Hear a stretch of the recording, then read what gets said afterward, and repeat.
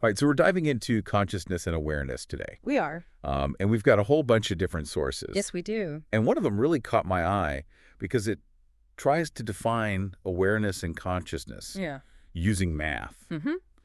And I'm a little bit intimidated by the math, I got to say. I understand. I'm also really curious. It's actually pretty straightforward. Oh, good. Yeah, the math itself is not that hard. Okay, good. But it really shows how these processes actually work. Okay, cool. Yeah. So let's jump right into that first equation. Okay. From a conceptual framework for defining consciousness and awareness. A mathematical model. Okay. Which is C equals P times N times parenthesis M times I. So can you break this down for us? Yeah, so essentially it's laying out the key ingredients for consciousness, Okay. which is represented by C. Got it.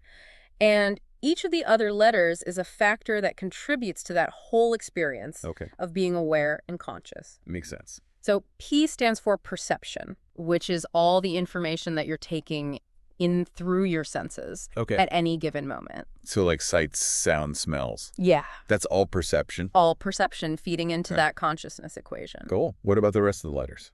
All right. So next we have N, Okay. which stands for attention.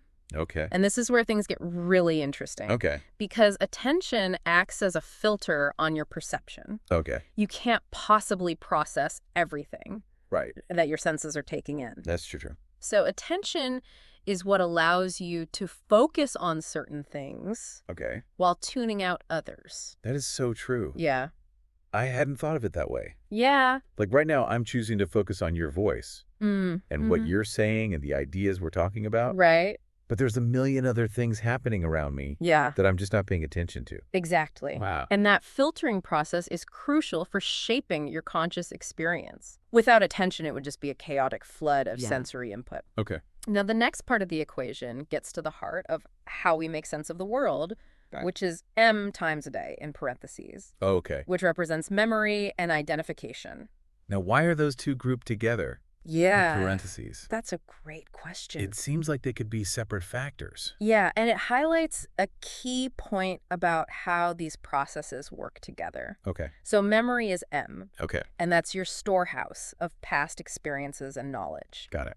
Identification is I. Okay. And that's the ability to recognize and categorize what you're perceiving based on that memory. Okay. They're intrinsically linked. Okay. You can't identify something without drawing on your memory to make sense of it. So it's like if I see a dog walking down the street, my perception is taking in its shape, size, color. Yes. My attention is focusing on that dog. Right. As opposed to all the other stuff around it. But then my memory kicks in. Yes. And I recognize that that four-legged furry creature is a dog. Yeah. Because I've seen dogs before. Yeah. And then identification takes it a step further. And based on my memory of dog breeds, yes, I might identify it as a Labrador Retriever. that's a perfect example. Okay. And it highlights how perception, attention, memory, and identification Okay. all work together to create a coherent, conscious experience. Right. It's not just a random jumble of senses. Right. It's a meaningful understanding of what you're encountering. Okay. That makes total sense. Yeah. It's amazing how much is going on in the surface It is. of what feels like a simple act of seeing a dog. It is. Now, I'm curious about the fact that all these factors are multiplied together in the equation. Okay. What's the significance of that? Well, it emphasizes that they're all essential Okay. and interdependent. Okay. If any one of those factors is missing or weak, your overall consciousness is diminished. They all build upon each other to create the richness and depth of your awareness. So it's not just an additive process. It's like each element It's multiplicative. is amplifying the effect of the others. Exactly. That's a pretty powerful idea. It is. Now, I noticed there's a separate equation for awareness. Yes. A equals P times N. It seems much simpler. It is. What's the distinction between awareness and consciousness in this model? You've hit on a key insight there. Okay. Awareness, as defined here, is like the immediate spotlight Okay. of your conscious mind. Got it. It's what you are directly tuned into right now, Okay. using only perception and attention. Okay. Consciousness encompasses that immediate awareness, but goes deeper by integrating memory and identification Right. to create a more comprehensive understanding Got it. of yourself and the world. So in a way, awareness is like the raw material. Yes. And consciousness is the finished product. That's a good way to think about it. Yeah, awareness is that initial flash of perception and attention. Right. And then consciousness takes that input and weaves it into the larger tapestry of your experience using the threads of memory and identification. That's a beautiful way to put it. Thank you. Okay, so this mathematical framework is really helping me see these concepts in a new light. Good. But before we go too much further, maybe we should pause here. Right. And let our listener really absorb these ideas. Okay. About how consciousness and awareness are being defined. Sounds good. It's a lot to take in. It is. So take a moment to consider how these equations resonate. Yes. With your own experience.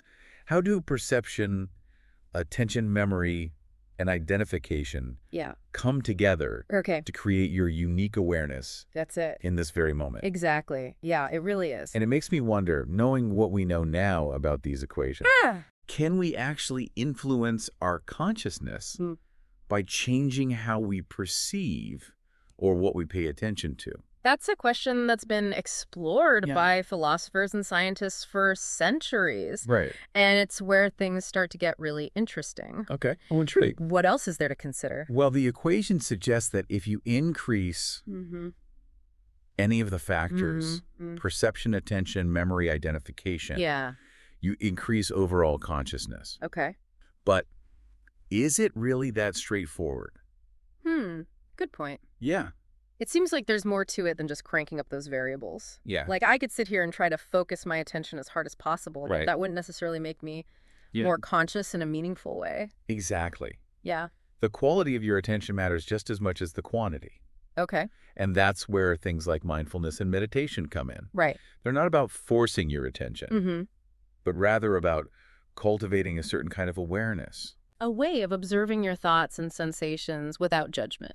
Right. It's like shifting from that laser-focused spotlight of attention to something more like a soft, open awareness. Yes. That can take in the whole landscape of your experience. That's a beautiful way to describe it. Yeah. And that shift in the quality of your awareness can have a profound impact on your conscious experience. Okay. It can help you break free from those habitual patterns of thinking and perceiving that can keep you stuck in a limited view of reality. That makes so much sense. Yeah. It's like if you're constantly bombarded by the same thoughts and perceptions, your consciousness is going to be shaped by those limitations.